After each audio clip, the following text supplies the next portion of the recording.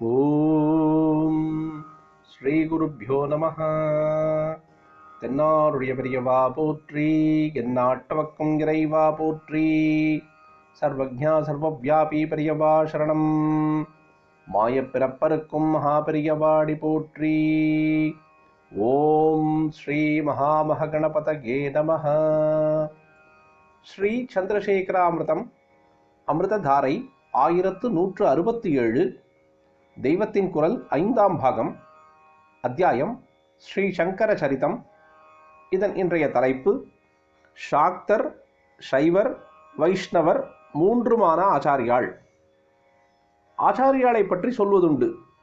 அந்தஷாக்தோ பகிஷைவ வியவஹாரே து வைஷ்ணவஹ என்று. உள்ளுக்குள்ளே சக்தி, அம்பிகையான பராசக்தி, வெளியிலே ரூபத்தை பார்த்தால் வெள்ளை விளையர் என்று விபூதியும் ருத்ராட்சமுமாக பரமசிவனே வந்திருக்கிறானோ என்று நினைக்கும்படியாக லோக விவகாரம் ஓயாமல் ஓடியாடி பண்ணி கொண்டிருப்பதிலோ விஷ்ணுவாகவே இருக்கிறார். வாயாலே ஆசிர்வாதம் பண்ணுவதும் நாராயண நாராயண என்றுதான்.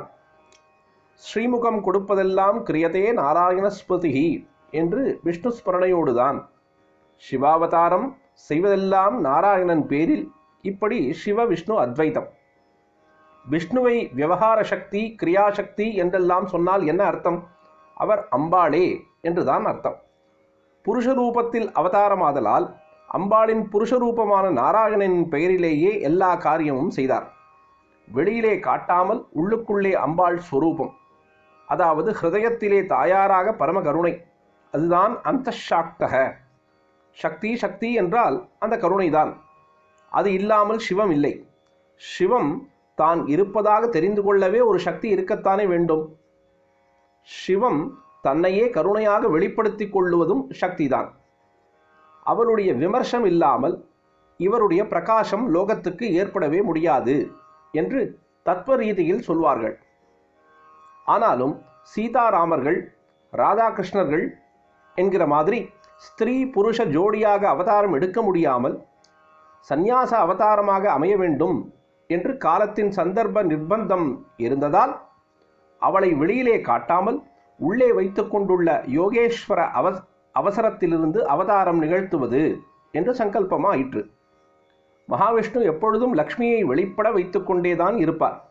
அப்படி இல்லாமல் அவர் ஏகாங்கியாக நர நாராயணர்கள் மாதிரி இருந்தார் என்றால் அப்போது அவர் பூர்ண விஷ்ணுவாக தெரிய மாட்டார், அம்சாவதாரம் என்னும்படிதான் இருப்பார்.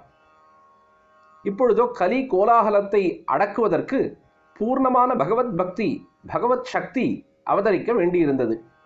ஆனாலும் லக்ஷ்மி சமேதரான விஷ்ணு தம்பதி சமேதமாக பூர்ணாவதாரம் செய்ய முடியாமல் இப்பொழுது அவதரிக்க வேண்டியவர் சன்னியாசியாகத்தான் இருந்தாக வேண்டும் என்றும் இருந்தது.